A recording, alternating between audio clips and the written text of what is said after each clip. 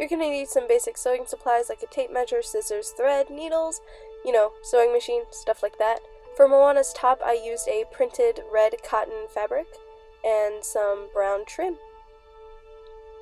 You're also going to use this trim for the necklace, along with some embroidery floss and pearls that I bought from Walmart. From Party City, I bought this 10-foot long Hawaiian table skirt, which will be used for the grass skirt she wears. From Joann Fabrics, I used this tan burlap fabric for Moana's skirt, along with this fringe that had tassels. You may also want to use some chalk and hot glue for Moana's skirt. To make Moana's necklace, I used pieces of the embroidery floss and braided it so that it was a thicker cord, and as I was braiding, I just braided some of the pearls into it, while also stringing on cut pieces of the lace. The stone was actually made for me by a friend of mine based off of an Instagram tutorial, which will be in the description below.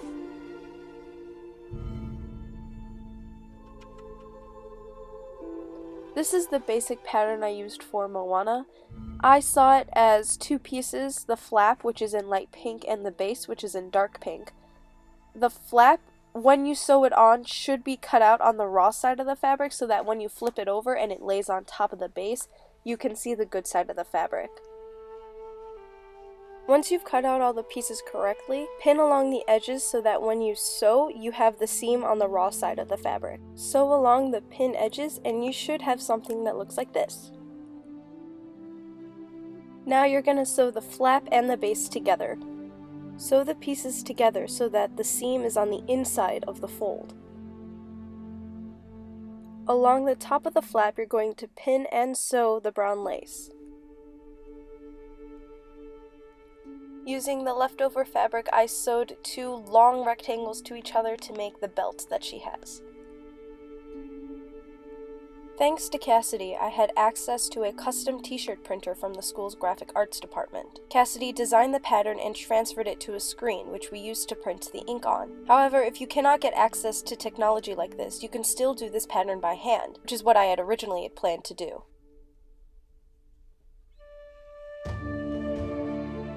We repeated the pattern all the way across the edge of the top. This was the final look. It's a little messy because it was the first time I tried printing by hand, but I didn't really mind because Moana's pattern already had a rustic look to it.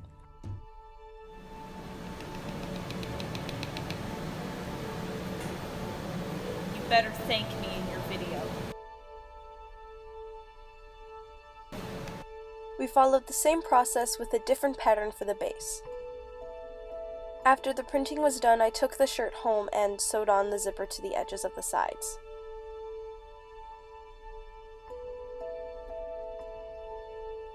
For the last bit of detail, I used some fabric glue and beaded pearls from Joann's to run above the brown trim on the fold. The beads were plastic, so I made sure to apply glue on both the fabric and the beads as I went along. I didn't get this on camera, but I also cut freehand the curves at the bottom of the top.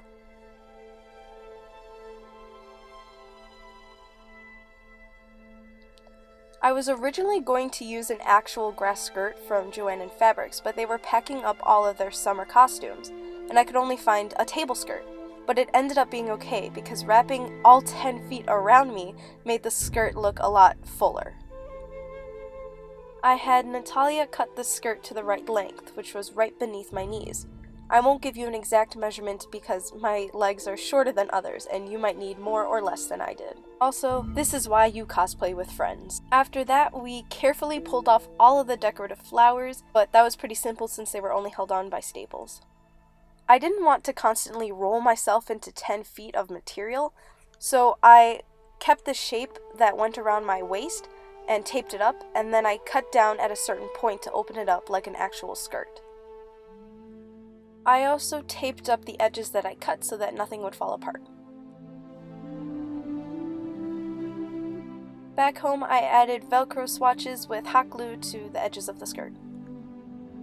Like Moana's top, her skirt folds over, so I added 10 inches to the fold and another 11 inches underneath that, so altogether the skirt was 31 inches.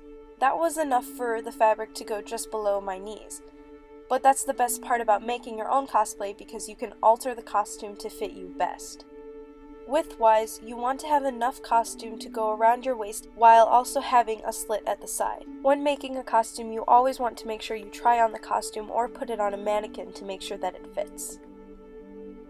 Before going any further, I ironed out the burlap fabric very carefully on high steam.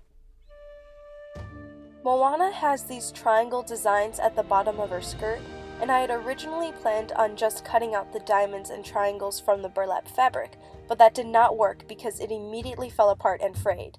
Then I finally figured out that I could cut burlap strips and hot glue the edges so that they wouldn't fray. Then I hot glued those different size strips together.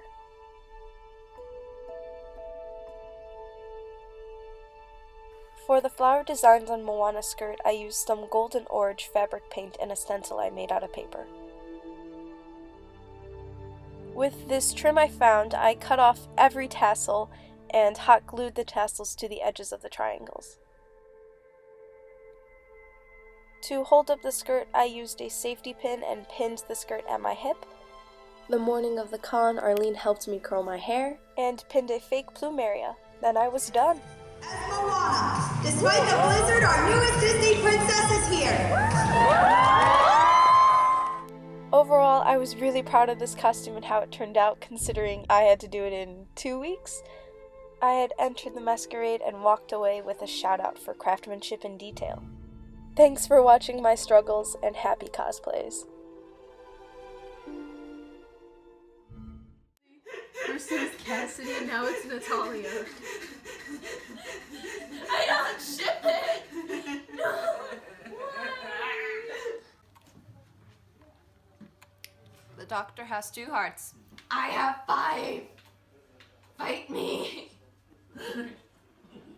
Scaring bombs. Should I be concerned? Maybe that's... Oh, no, no, no, no, no, no, no, no, no, no, no, no, no, no, no,